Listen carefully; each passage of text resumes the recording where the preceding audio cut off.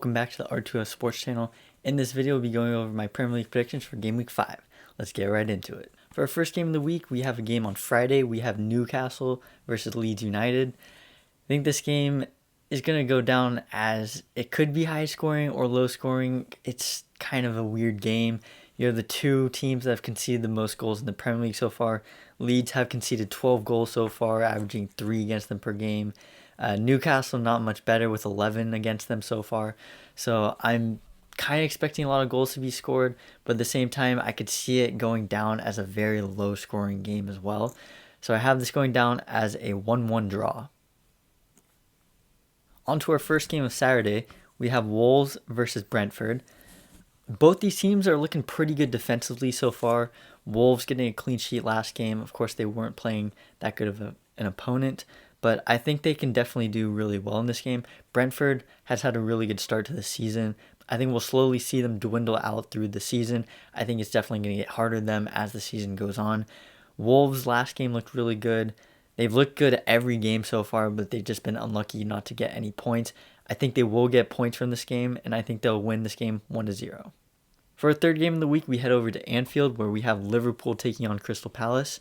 Crystal Palace last week completely surprised everyone with 3-0 win. I did have them tying Spurs, but of course they ended up just blowing them out of the water.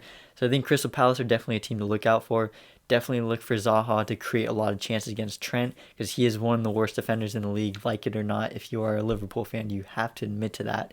So I think Palace will definitely create some chances. Liverpool, of course, only conceded 1 goal so far this season. I think they will definitely concede in this game, but Liverpool does have a really strong attack.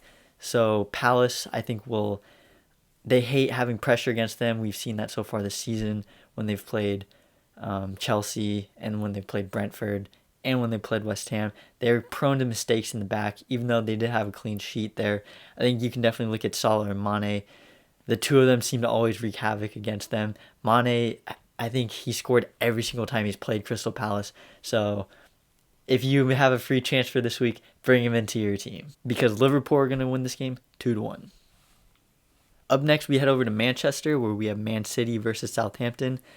To put things out there, Man City, one of the most dominant teams we've ever seen in England. So I think they will continue their run of dominance into this game. I have Man City pretty much dominating this whole game, as I think most people will see them this season do. So let's talk about Southampton a little.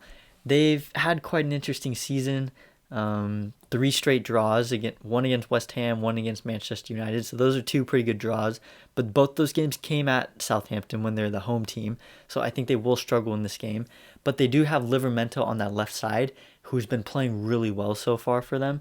So I think he will continue to play well for them. I think he's created the most chances or had the most successful dribbles or something. He's looked really good for them for the $6 million price tag that they bought him for. But Man City will dominate this game. I have them winning it 3-0. Next up, we have Norwich City versus Watford. This is a battle of, honestly, 2 of the teams that looks like they're ready for relegation already. Norwich have scored 1 goal so far this season and conceded 11. So they have played some tough opponents so far this season, but I don't think that's stopping them from at least scoring more than 1 goal. But yeah, they've just had a tough schedule altogether this year. Watford, they haven't scored since the first game this season. So they scored 3 goals that game, but after that, they haven't scored a single goal. So this is going to be a kind of a tough one to predict. The website I'm using, that I will link in the description, has Norwich at 42% favorites for this game, with 29% draw, 29% for Watford. So I'm going to say this is going to be a really low-scoring game, since both teams struggle to get chances in front of goal. So I'm going to say Norwich is actually going to come away with 3 points in this and win 1-0. Up next, we have Burnley versus Arsenal. Arsenal finally get their first victory last week and scored their first goal as well. I believe Aubameyang scored it, so I'm expecting him to maybe score another this game. But I think overall for Arsenal, this will be a big game for Nicolas Pepe.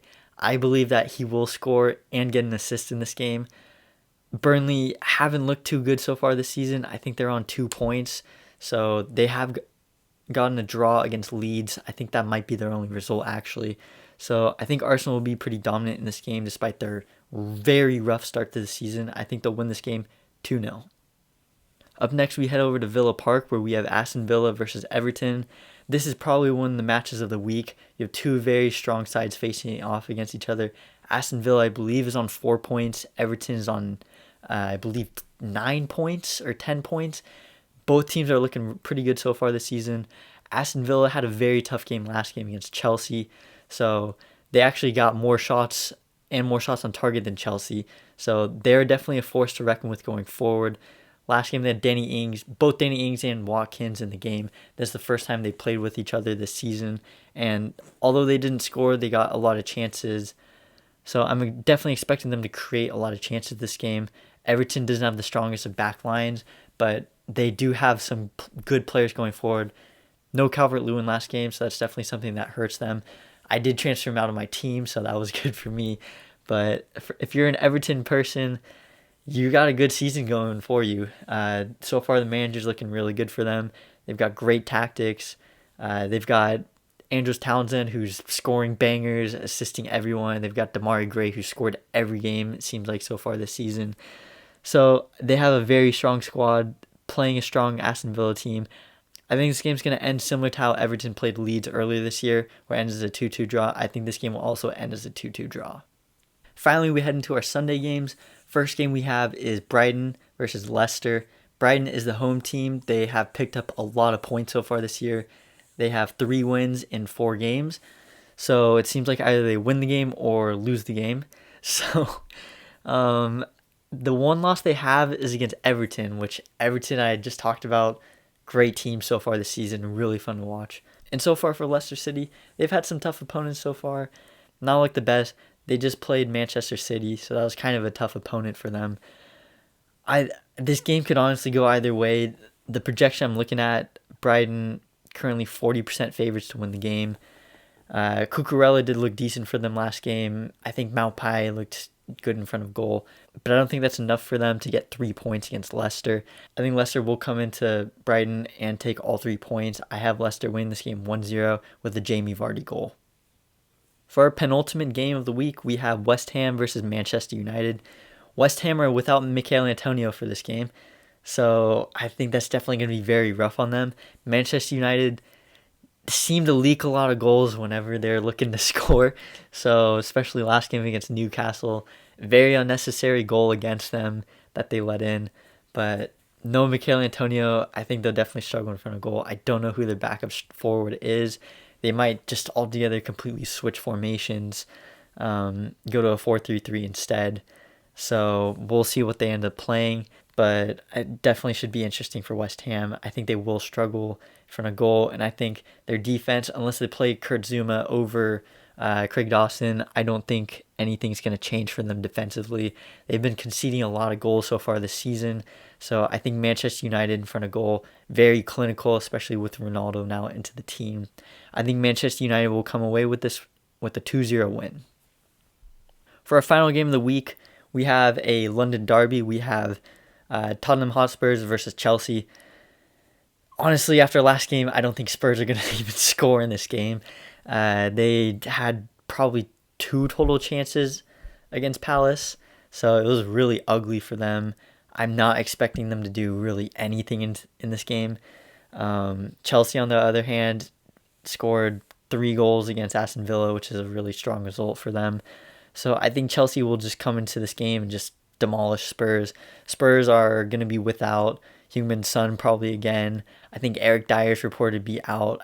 I think Romero and Davinson Sanchez are potentially there to play for them.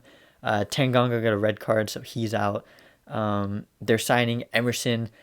Looked absolutely terrible, so whoever's going to be playing that wing against him, I think is going to have a field day, whether it be Ziyech, Mount, or whoever they put out there. I think that they're just going to absolutely tear him apart. So I think Chelsea's going to come out very dominant, win this game 3-0. Those have been my Premier League predictions for Game Week 5. As always, if you enjoyed this video, please subscribe to the channel. Still looking to grow the channel, as well as liking the video. See you guys next time, and thank you for watching.